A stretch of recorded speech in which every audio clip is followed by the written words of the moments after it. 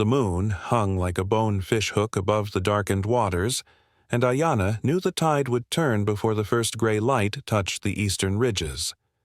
She had been reading water since childhood, the way others read smoke patterns or bird flight, and tonight the ocean whispered secrets that would determine whether her village would feast or face the hungry months ahead with empty drying racks. The stone weirs stretched across the inlet like sleeping giants, their carefully placed rocks forming a perfect V-shape that would funnel thousands of salmon toward the narrow throat where woven cedar root baskets waited. Want more days from 1491 America? Subscribe and join us for the next journey. If you've ever watched the rhythm of tides shape a coastline, you know there's an ancient conversation happening between moon and water that speaks in a language older than any human tongue. These weren't random piles of stone, but precisely waterwork shaped over generations' traps that had fed her people for countless generations, each rock positioned according to knowledge passed down through bloodlines that stretched back to the time when the world was young.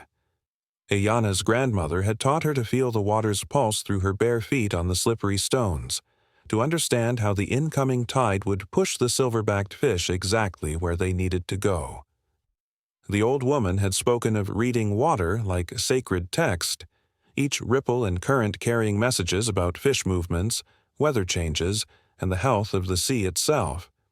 The skill of water reading was considered one of the highest forms of knowledge in their culture, requiring not just technical understanding, but a deep spiritual connection to the rhythms that governed all life. Ayanna remembered countless dawn sessions with her grandmother, standing in the cold water while the old woman pointed out the subtle signs that indicated fish presence, weather changes, and tidal variations. The ability to predict how water would behave under different conditions was knowledge that could not be gained through casual observation, but required years of patient study and an intuitive understanding that bordered on the mystical.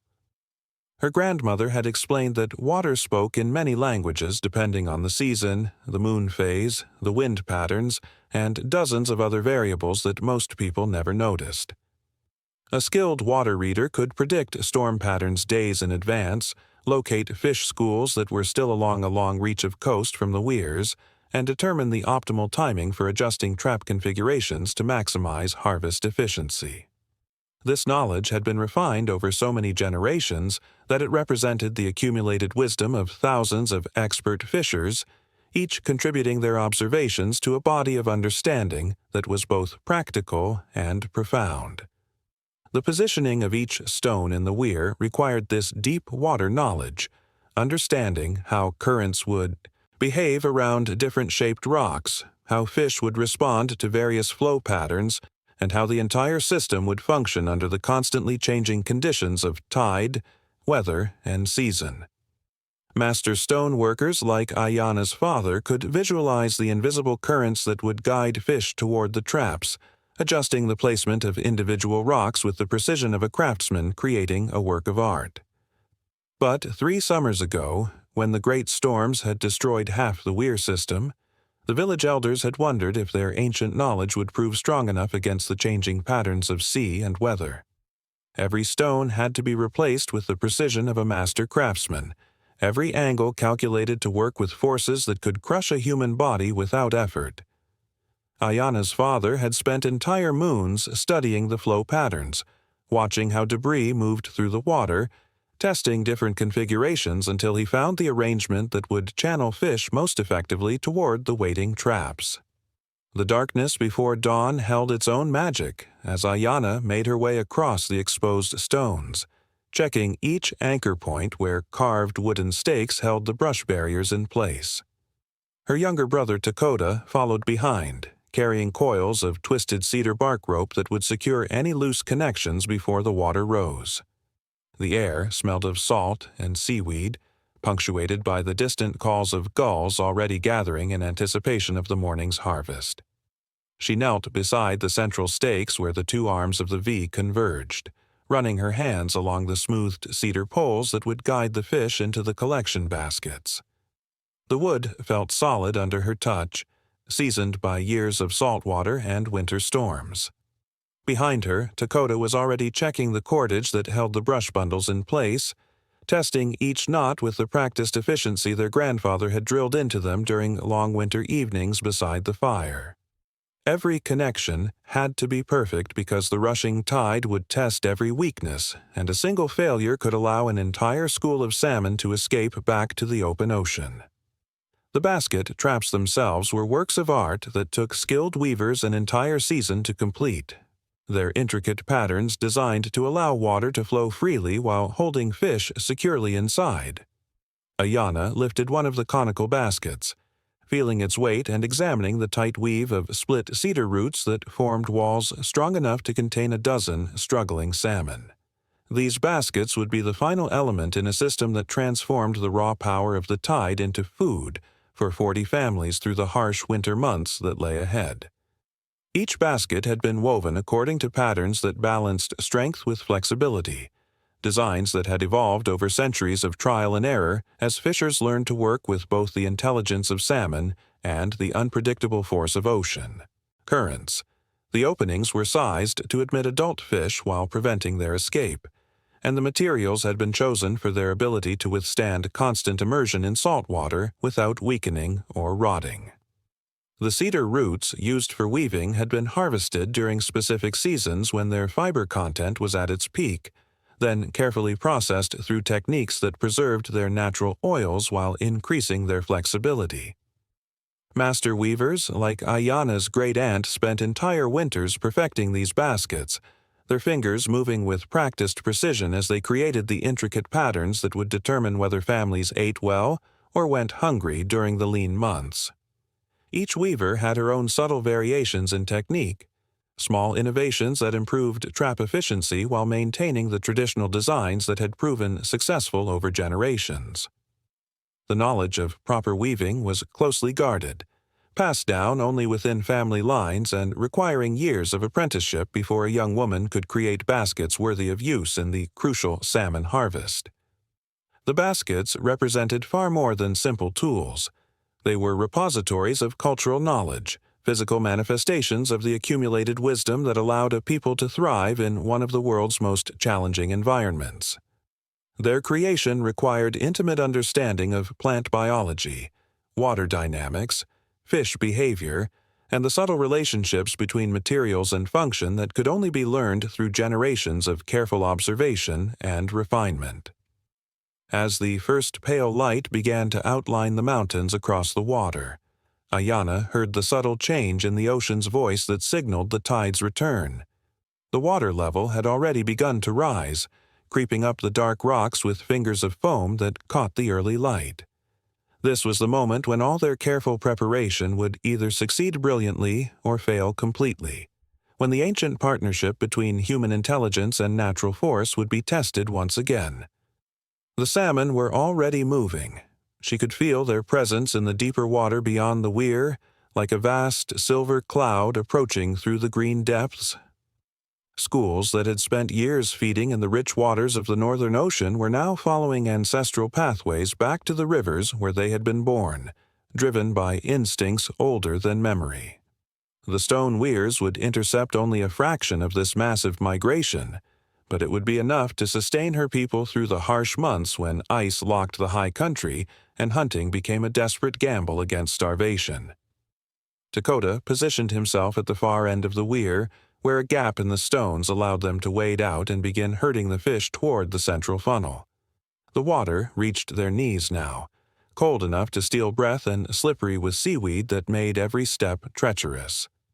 But they had done this dance 100 times, moving through the rising tide with the confidence that came from knowledge passed down through generations of master fishers.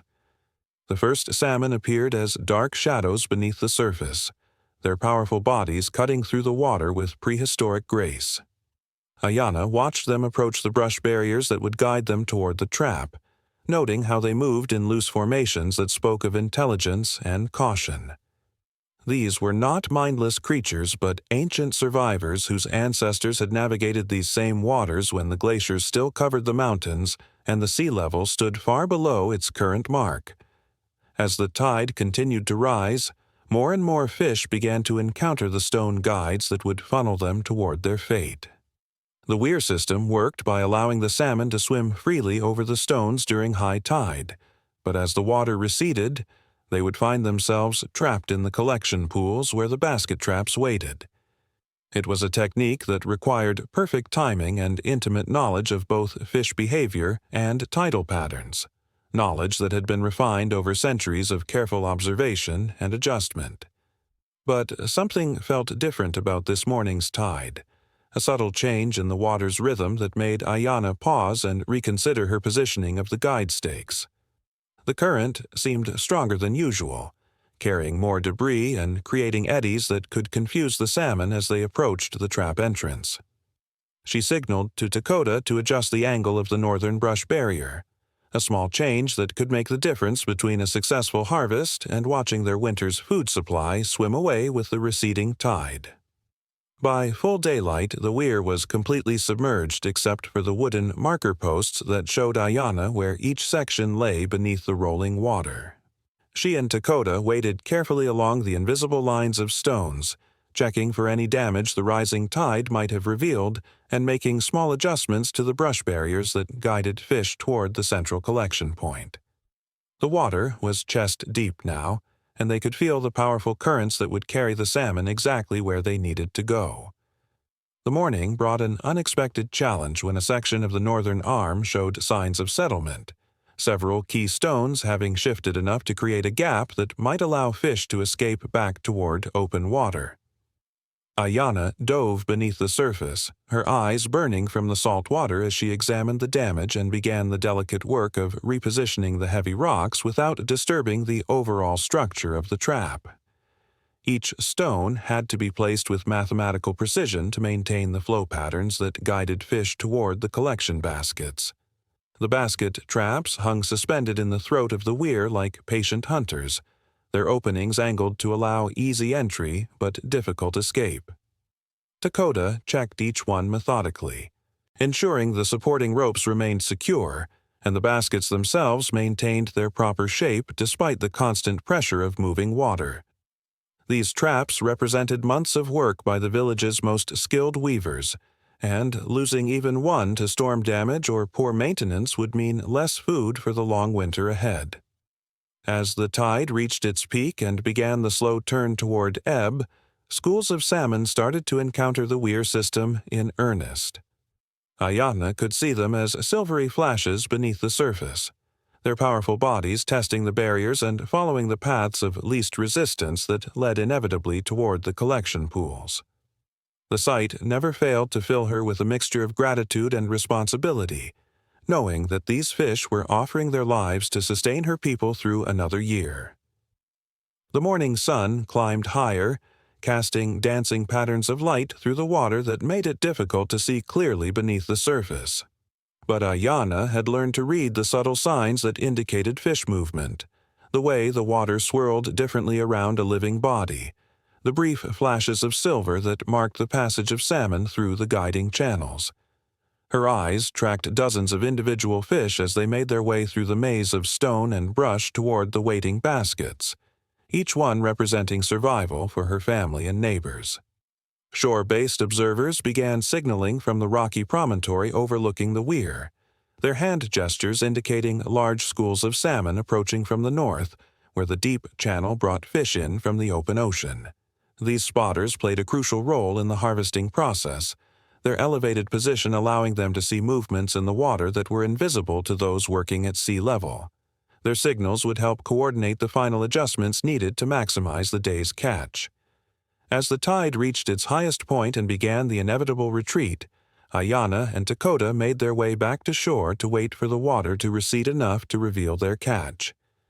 This was traditionally a time for maintaining equipment and conducting the small trades that kept their coastal community connected to the inland villages that provided carved tools and woven blankets in exchange for dried fish and seal oil. An elderly woman from the mountain villages had arrived during the night, her pack frame loaded with carefully carved bone needles and polished stone adze blades that the coastal fishers prized for their precision work. She examined Ayana's fish-drying racks with the critical eye of someone who understood that proper food preservation could mean the difference between survival and starvation during the harsh winter months. The negotiation was conducted in the ancient way, with careful consideration for the relative value of different goods and the relationship between families that extended back through generations of mutual support. The mountain woman offered 3 bone needles and 2 stone blades in exchange for 2 baskets of dried fish from the previous day's catch, a trade that reflected the relative scarcity of high-quality tools compared to the abundance of fish during the peak running season. But the negotiation involved more than simple commerce. It was an opportunity to exchange information about weather patterns, game movements, and the health of various village communities throughout the region. The trading relationship between coastal and mountain peoples had existed for so many generations that families maintained connections across vast distances, with trading partnerships that were considered almost as important as blood relationships. The mountain woman brought news of early snow in the high passes, stories of unusual bear behavior that might affect autumn hunting, and reports of plant harvests that would determine what foods would be available for trade during the winter months. The bone needles she offered were carved from mountain sheep leg bones, their points honed to perfection through techniques that required specialized knowledge of bone structure and tool-making. The stone blades were equally valuable, made from flint quarried in specific locations where the rock had the proper grain structure for creating durable cutting edges. In return, the dried fish represented not just food, but portable wealth that would allow the mountain woman to establish trading relationships with other communities as she continued her journey inland. The coastal people's expertise in fish preservation created products that were highly valued throughout the region, their smoking and drying techniques producing food that could survive long journeys while retaining its nutritional value. The morning's work had revealed stress fractures in several of the wooden stakes that anchored the brush barriers, damage that would need immediate attention before the next tide cycle. Ayana selected pieces of seasoned cedar from her family's carefully maintained supply, wood that had been cut during the proper moon phases and dried for exactly the right amount of time to achieve maximum strength and flexibility. Each replacement stake had to be shaped with stone tools to fit precisely into the existing framework, a task that required both skill and patience. Dakota worked on repairing the cordage that secured the brush bundles, splicing new lengths of twisted cedar bark into the existing lines with knots that would hold under the tremendous stress of rushing water and struggling fish.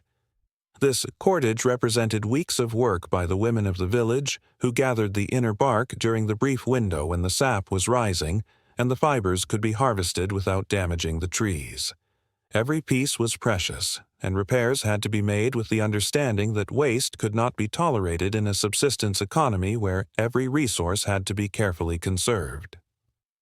The driftwood smoking racks also demanded attention, their frameworks adjusted to ensure proper air circulation around the fish that would soon be hanging there in neat rows. The art of smoking salmon required precise control of temperature and humidity, knowledge that Ayana's grandmother had passed down along with the techniques for reading water and predicting weather. Too much heat would cook the fish instead of preserving it. Too little would allow spoilage that could doom a family to hunger before the next salmon run brought fresh supplies. As the tide receded toward its lowest point, the top edges of the stone weir began to emerge from the water like the spine of some enormous sea creature. Ayana waded out carefully, testing each step on the slippery rocks as she made her way toward the collection pools where the basket traps waited. The water was still deep enough to be dangerous, and she moved with the caution of someone who had seen strong currents sweep careless fishers out to sea. The first basket she reached pulsed with the silver flash of trapped salmon, their powerful bodies creating currents in the confined space as they searched for an escape that would never come. She worked quickly to lift the heavy trap, feeling the weight of perhaps 20 fish as she maneuvered the unwieldy basket toward shore. These were prime salmon, their bodies thick with the fat that would make them ideal for smoking and winter storage. Dakota worked the adjacent trap, his movements practiced and efficient as he sorted through the catch to release any fish too small to justify keeping. These younger salmon would live to spawn another year, their offspring eventually returning to feed future generations in the endless cycle that had sustained both fish and humans for countless centuries. The decision of what to keep and what to release required judgment that came only from years of experience and deep understanding of the salmon's life cycle. The third trap revealed a problem that could threaten the entire harvest when Ayanna discovered that several large salmon had damaged the weave in their struggles to escape, creating gaps that could allow other fish to break free. She worked quickly with bone needles and spare cordage to repair the damage while Dakota continued lifting baskets and sorting the catch. Every minute of delay risked losing fish as the tide continued to fall and the collection pools grew shallower. The afternoon sun cast long shadows across the exposed rocks as they continued the methodical work of harvesting their trap line. Each basket had to be carefully examined for damage, each fish evaluated for size and condition before being either kept for smoking or released back to the sea. The work was physically demanding, requiring strength to lift heavy traps and delicate skill to perform repairs while standing waist-deep in cold water that numbed fingers and made precise movements increasingly difficult. Some of the older fishers from the village began to arrive as word spread of the successful harvest, their weathered faces reflecting satisfaction at the sight of fish-filled baskets arranged along the shore. These elders carried knowledge that went beyond simple fishing techniques, understanding the subtle relationships between weather patterns, moon phases, and salmon behavior that could make the difference between abundance and scarcity. Their presence added weight to the day's work, connecting the immediate harvest to the deeper rhythms of survival that had sustained their people since the beginning of time. But the day held one more surprise when the final basket revealed something that would spark discussion around winter fires for years to come. Mixed in with the usual salmon were several fish of a type none of the elders had seen before, their scales marked with unusual patterns and their flesh showing subtle differences that suggested they had fed in waters far different from the familiar coastal grounds. Whether these were simply variations of familiar species or harbingers of some deeper change in the ocean's patterns, no one could say with certainty. As the sun began its descent toward the western horizon, painting the water in shades of copper and gold, Ayanna and her helpers began the careful process of preparing the day's catch for preservation. Each salmon was cleaned with sharp flint knives, the valuable oil extracted and stored in sealed bladders while the meat was cut into strips perfectly sized for the smoking racks. Nothing would be wasted. Even the bones and scales would be processed into tools and decorative elements that served important purposes in daily life. The smoking fires were lit with carefully selected driftwood that would burn long and steady without creating too much heat. Ayanna arranged the fish strips on the cedar racks with precise spacing, ensuring that smoke could circulate freely around each piece while preventing any contact that might cause uneven drying. The process would continue for several days, requiring constant attention to maintain proper temperature and prevent spoilage that could ruin months of work. Different types of wood created different flavors and preservation qualities in the smoked fish, and Ayanna had learned to blend various species to achieve the perfect balance of taste and preservation. Alder provided a mild, sweet smoke that penetrated the fish meat without overwhelming its natural flavor, while small amounts of oak added depth and helped create the hard outer crust that would protect the meat during long winter storage. The art lay in managing multiple fires simultaneously, adjusting the airflow and fuel mixture to maintain consistent temperatures across all the smoking racks. The village children gathered around the processing area, watching intently as the adults demonstrated the precise knife work required to prepare fish for smoking. These lessons were crucial for the survival of traditional knowledge, each child learning not just the mechanical skills, but the deeper understanding of fish anatomy and preservation science that had been developed over countless generations. They would practice on smaller fish, gradually working their way up to handling the large salmon that formed the backbone of winter food storage. Young Selu, barely 8 winters old, watched with fascination as her aunt demonstrated how to read the internal signs that indicated a fish's condition and the proper preservation techniques for different stages of the salmon's life cycle. The girl's small hands were already surprisingly skilled with the obsidian blades, her cuts clean and purposeful as she worked through the techniques that would one day make her one of the village's master food processors.